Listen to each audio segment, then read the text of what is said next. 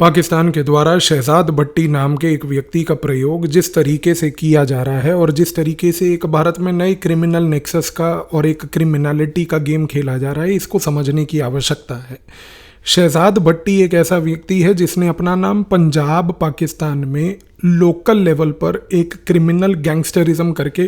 पहली बात तो बनाने की कोशिश करी। जब ये वहाँ पर एक लोकल क्रिमिनल गैंगस्टर से धीरे धीरे एक प्रोमिनेंट इलाके का गुंडा बना, उसके बाद इस व्यक्ति को सिर्फ पाकिस्तान के अंदर लोकल पॉलिटिशियंस ने ही पेट्रोनेज नहीं दिया, बल्कि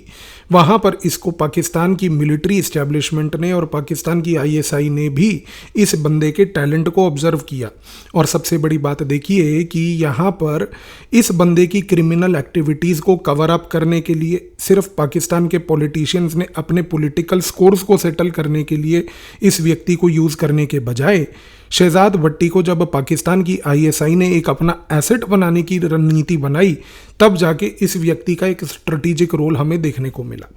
एक छोटा लोकलाइज्ड गैंगस्टर पॉलिटिकल लेवल पर पॉलिटिकल क्रिमिनल एक्टिविटीज़ करने के साथ साथ जब आईएसआई का एक खास रूप से एसेट बनने की एक उस पॉइंट पर आ चुका था, तब आईएसआई के पूरे गेम को अनफोल्ड करने के लिए अब हमारे को समझने की डिफ़िकल्टी बिल्कुल नहीं हुई। क्यों? क्योंकि शहजाद भट्टी सिंपल काम करता है। ये व्यक्ति ने क्रिमिनलिटी करके अपना नाम, एक हाइपर मैस्कुलिन इमेज अपनी पंजाब पाकिस्तान में पहले तो बना ली थी।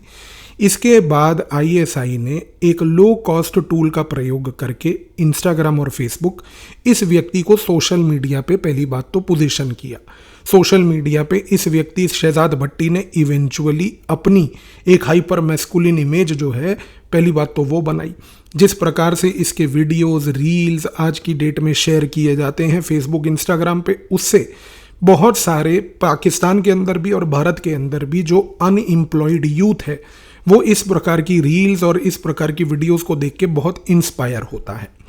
यही ऑब्जेक्टिव आईएसआई का था कि पहले सोशल मीडिया पे इस व्यक्ति की प्रेजेंस इतनी बड़ी कर दो कि इतनी बड़ी प्रेजेंस करने के बाद ये व्यक्ति जो है सोशल मीडिया लेवल पर यूथ के लिए एक आइकॉन बन जाए। आज शहजाद भट्टी जिस प्रकार से बहुत सारे युवाओं के लिए एक आइकन बना हुआ है, यही रणनीति को अब आईएसआई एक्सप्लॉइट करती है। कैसे?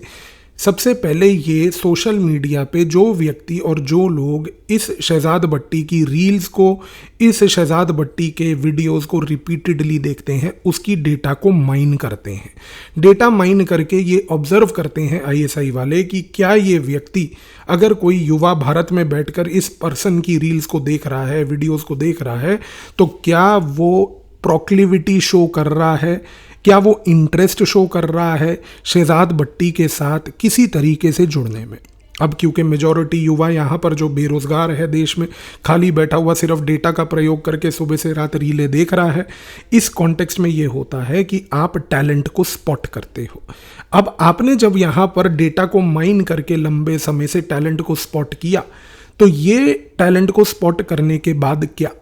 इसके बाद आईएसआई जो आज की डेट में पंजाब, राजस्थान के रीजन में, खास करके जो बाउंड्री है भारत पाकिस्तान की सीमा, वहाँ पर अगर हम देखें तो जिस प्रकार की गतिविधि को वो अंजाम देती है, जिसमें वो ड्रोन्स का प्रयोग करके आर्म्स एंड एमुनिशन का ड्रॉप करना, ड्रोन्स का प्रयोग करके ड्रग्स को ड्रॉप करना, ड्रोन्स का प्रयोग करके किसी तरीके से कैश को ड्रॉप करना, ये काम जो आईएसआई पाकिस्तान के बॉर्डर के उस पार बैठ के भारत के इस पार जो करने की कोशिश कर रही है, ये टैलेंट अब वहां यूटिलाइज होता है। कैसे? सोशल मीडिया पे आपने बंदे का इंटरेस्ट देख लिया, बंदा आपसे सिर्फ एक इंस्पिरेशन के तहत नहीं जुड़ा, बल्कि वो बेरोजगार है, कुछ हल्के पैसे के लिए वो आपके लिए काम करने के लिए भी जुड़ा है। और सोचिए कि अगर शहजाद भट्टी या उसके किसी एसोसिएटेड अकाउंट से अगर आप रिपीटेडली उसकी वीडियोस और रील्स को देख रहे हैं और आपको एक पर्सनल मैसेज आए, तो आपके लिए कितना एक बहुत बड़ा अचीवमेंट होगा। जैसे कि मतलब आपका सिविल सेवा में सिलेक्शन हो गया और आपको एक रिटर्न नोटिस आया सरकार की तरफ से कि मुबारक हो सिलेक्शन की,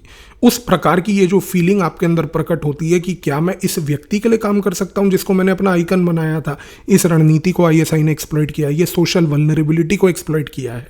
और देखिए सबसे बड़ी बात,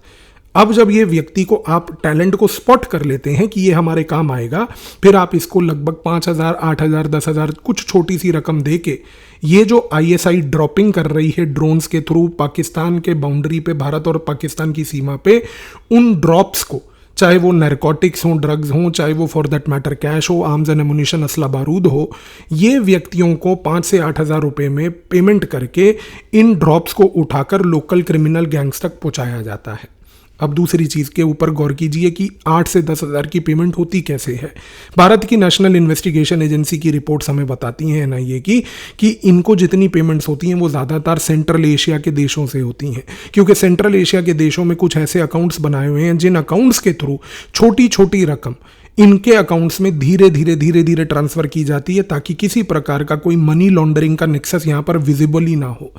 इस कॉन्टेक्स्ट में सबसे पहला काम क्या हुआ कि आपने एक व्यक्ति के थ्रू, जो आपने बॉर्डर के उस पार से असला ड्रोन के तहत इधर भेजा, वो असले को पिकअप करवा लिया। अब जब असला, बारूद, ड्रग्स, इसके साथ साथ ड्रग्स के सवाए कैश आपने पिकअप करवा लिया, ये कार्य में जब आपने उसको एक कोरियर बॉय बनाकर ट्रेन कर लिया, तो अब आप इस टैलेंट को छोड़िए नहीं, क्योंकि आईएसआई यहाँ पर अब दूसरा काम क्या कर रही है कि वो इन्हीं व्यक्तियों को फिर रीयूज करती है, रीटारगेट करती है कि अब आप हमारे पास आइए। और आईएसआई इनको कैसे बुलाती है, वो इनको सोशल मीडिया के थ्रू शहजाद भट्टी के अकाउंट्स के तहत बुलाकर सबसे महत्वपूर्ण काम करती है कि इनको पैसे देकर बोलती है कि भारत में मार्केट से जाकर चाइनीज सीसीटीवी कैमरास खरीदिए। चाइनीज सीसीटीवी कैमरास भारत में आज नुक्कड़ नुक्कड़ पर मिलते हैं। ये चाइनीज सीसीटीवी कैमरास को खरीद के, जिनको आप अमेजोन से ऑर्डर कीजिए या किसी भी दुकान से जाकर मिनट से पहले खरीद लीजिए, इनको खरीदने के बाद आईएसआई इन आइडेंटिफाइड टैलेंट स्पॉटेड व्यक्तियों को बोलती है जो बेरोजगार हैं चंद रुपयों के लिए, कि आप इनको किसी भारत की military installation, military base, military station, police station के आसपास किसी स्थान पर, कोई दुकान, कोई यहाँ पर खंबा हो, उस पे जाकर बस रात को लगा दीजिए। अब आप सोचिए कि जब ये सीसीटीवी कैमरास इस सेकंड स्टेज पर, इस मॉडल को समझिए कि इस सेकंड स्टेज पर पुलिस स्टेशन हो या किसी व्यक्ति का घर हो या फॉर दैट मैटर कोई मिलिट्री बेस या मिलिट्री स्टेशन हो, उसके आसपास अगर एक सीसीटीवी कैमरा ये लोग लगा दें किसी भी तरीके से, पेड़ पे, खंबे पे, दुकान पे, इससे आईएसआई को बैठे हुए चाइनीज कैमरास के थ्रू पहली बात तो लाइव फीड मिलती है, और दूसरा इस लाइव फीड को आईएसआई चाइना को भी शेयर करती है। चाइना इस लाइव फीड के तहत अपनी पूरी ग्रास रूट मैपिंग करती है। लेकिन आईएसआई की रणनीति क्या है कि इस पर्टिकुलर एक्टिविटी के तहत जब आपके पास ग्रास रूट लेवल का ग्राउंड डेटा यहाँ पर एक लाइव फीड के तहत मिल जाए, तो फिर आईएसआई जो पंजाब में पिछले 2 साल से कर रही है कि कभी किसी शहर के अंदर किसी पुलिस स्टेशन के बाहर एक ब्लास्ट करा देना, कभी किसी पंजाब के अंदर बीएसएफ या इंडियन आर्मी के किसी बेस स्टेशन के बाहर एक ब्लास्ट करा देना, ये जो लो इंटेंसिटी ब्लास्ट्स हैं, इन लो इंटेंसिटी ब्लास्ट्स का ऑब्जेक्टिव और पर्पस यहाँ पर ये है कि इन ब्लास्ट्स और पर्पस के तहत आईएसआई जो है एक लो वोलेटिलिटी कॉन्फ्लिक्ट को परमानेंट लेवल पर यहाँ पर मेंटेन करके रखना चाहती है। तीसरी चीज़, ये जो पूरी स्ट्रैटेजी है, इस स्ट्रैटेजी के तहत आईएसआई सबसे महत्वपूर्ण काम ये कर रही है कि उसको जो चीज़ का रियलाइजेशन हो गया है वो ये है कि क्योंकि अब हम टेररिस्ट को डायरेक्टली, चाहे वो लश्कर ए तैयबा से जुड़ा हो या जैश ए मोहम्मद से जुड़ा हो, क्योंकि उसको डायरेक्टली अब भारत नहीं भेज सकते, क्योंकि भारत ने अंतर्राष्ट्रीय स्तर पर यह बात बार बार प्रमोट करके बोल रखी है कि पाकिस्तान के द्वारा आते हैं यहाँ पर भारत में टेररिस्ट, तो ये टेररिस्ट के इस इंफ्रास्ट्रक्चर को तोड़ के भारत ने जिस प्रकार से इन टेररिस्ट तंजीमों के तहत जो मुहिम चलाई है, उस मुहिम को यहाँ पर काउंटर करने के लिए ये नया मॉडल इन्होंने अपनाया है।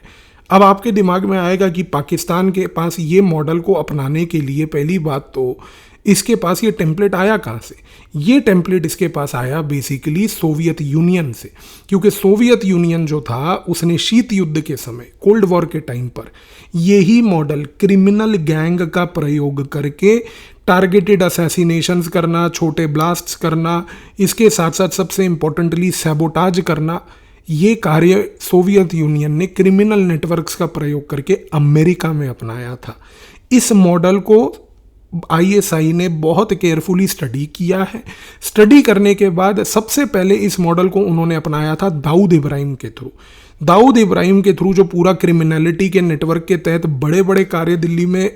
बॉम्बे में, अलग अलग स्थानों में जो हुआ करते थे, वो कार्यों को आईएसआई ने पहले एक्सपेरिमेंट किया। बट क्योंकि दाऊद इब्राहिम को अब उन्होंने एक कंप्लीटली डिफरेंट आइडेंटिटी दे दी, दाऊद इब्राहिम अब मात्र सिर्फ ये क्रिमिनलिटी के लिए नहीं बल्कि एक बहुत बड़े ड्रग नेक्सस में आईएसआई के साथ जुड़ा हुआ है, आईएसआई के ड्रग ट्रेड को संभालता है, आईएसआई के अधिकारियों को रिक्रूट करता है ड्रग ट्रेड में। तो इस कॉन्टेक्स्ट में क्योंकि उसका रोल अब बहुत बड़ा हो चुका है, यही सेम मॉडल के तहत अब शहजाद भट्टी का प्रयोग करके यहां पर आईएसआई जो है इस लो इंटेंसिटी कॉन्फ्लिक्ट को, जहां पर प्राइमरी फोकस है low cost low intensity sabotage करना, क्योंकि यहां पर उद्देश्य ये नहीं है कि एक बड़ा मेगा टेररिस्ट अटैक किया जाए, यहां पर उद्देश्य शहजाद भट्टी जैसे गैंग का सिर्फ ये है कि युवा वर्ग को अपने साथ अट्रैक्ट करके रखो। अट्रैक्शन से ये होगा कि युवा वर्ग आपके लिए हमेशा एक रेडी मास बेस बना रहेगा कि वो आपके लिए कोई भी इस प्रकार का काम करे, वो चाहे कोरियर का काम हो, वो चाहे कैमरा फिटिंग का काम हो, या वो चाहे फॉर दैट मैटर दो गैंग्स के बीच में लड़ाइयों को करवाने का काम हो। इससे आईएसआई को मिलती है प्लॉजिबल डिनाइबिलिटी, क्योंकि आईएसआई ये कहता है कि यदि अगर ये चीज़ मान लीजिए कि एक पुलिस स्टेशन के बाहर या एक मिलिट्री बेस के बाहर अगर कोई किसी प्रकार का भारत में मान लीजिए पंजाब के राज्य में या किसी दूसरी जगह पर कोई ब्लास्ट होता है, तो आईएसआई कहती है कि देखिए हमने तो कुछ किया ही नहीं, ये तो आपके देश के अंदर की क्रिमिनलिटी है और क्रिमिनल गैंग्स हैं जो इस प्रकार के रूल ऑफ लॉ को मानती नहीं, जिसकी वजह से ये काम हो रहा है। लेकिन आईएसआई एक काम और कर रही है बड़ा महत्वपूर्ण, जो हमें समझने की आवश्यकता है कि जब शहजाद भट्टी के गैंग के थ्रू ये क्रिमिनल एक्टिविटीज भारत में होती हैं, तो इन एक्टिविटीज के भारत में होने के बाद आईएसआई इन इंस्टेंसेस को डॉक्यूमेंट करके अंतर्राष्ट्रीय स्तर पर एक इंफॉर्मेशन वॉर का गेम खेलती है। ये कहने की कोशिश करती है कि देखिए भारत के अंदर किस प्रकार से जो है अराजकता फैल रखी है कि वहाँ क्रिमिनल गैंग्स खुली तरीके से किसी भी जगह पर आके ब्लास्ट कर जाते हैं, कभी कुछ कर जाते हैं। ये उद्देश्य लॉन्ग रन का आईएसआई का शहजाद भट्टी का प्रयोग करके 2 पॉइंट का है। पहला पॉइंट ये है कि वो बेसिकली देश के युवा को बेरोजगारी का जो यहाँ पर चरम पर है, उन युवाओं को पहली बात इन्वॉल्व करके इस क्रिमिनलिटी में झोंक रही है, और दूसरा सबसे महत्वपूर्ण काम ये है कि वो अंतर्राष्ट्रीय स्तर पर देश की इमेज को खराब करने की कोशिश कर रही है ताकि कोई बड़े यहाँ पर इन्वेस्टमेंट्स और बड़े डेवलपमेंटल प्रोजेक्ट्स ना आए। क्योंकि अगर आप इस नरेटिव में सक्सेसफुल होते हैं ये कहने के लिए कि देखिए यहाँ पर कितनी अराजकता और किस प्रकार से बम ब्लास्ट और ये सब छोटी छोटी इंस्टेंसेस और क्रिमिनल गैंग वॉर्स होती रहती हैं, तो ये एक इन्वेस्टर कम्युनिटी में नेगेटिव सेंटीमेंट क्रिएट करता है। लेकिन इस शहजाद भट्टी के नेटवर्क को अब भारत की एनआईए नेशनल इन्वेस्टिगेशन एजेंसी ने भारत के अंदर की रिसर्च एंड एनालिसिस विंग के तहत जो उनके अपने डेटाबेसेस हैं, इस पूरे गेम को अब धीरे धीरे समझा जा रहा है और समझ के इसको काउंटर करने की रणनीतियां चल रही हैं, और इनके पूरे गेम प्लान को यहाँ पर न्यूट्रलाइज करने की काउंटर स्ट्रैटेजीज भी बन रही हैं। लेकिन सबसे महत्वपूर्ण चीज़ जो है वो ये है कि राज्य की सरकारों को बेरोजगार युवाओं को जो आज की डेट में इन सोशल मीडिया प्लेटफॉर्म्स पर इन जैसे गैंगस्टर्स को ग्लोरीफाई करके उनकी रील को फीड्स में बार बार देख रहे हैं और उनसे इंस्पायर हो रहे हैं, इसका एक ऑल्टरनेट ढूंढना आवश्यक होगा। क्योंकि यदि ये ना हुआ तो ये देश के लिए आने वाले समय में और लंबा खतरा बन सकता है।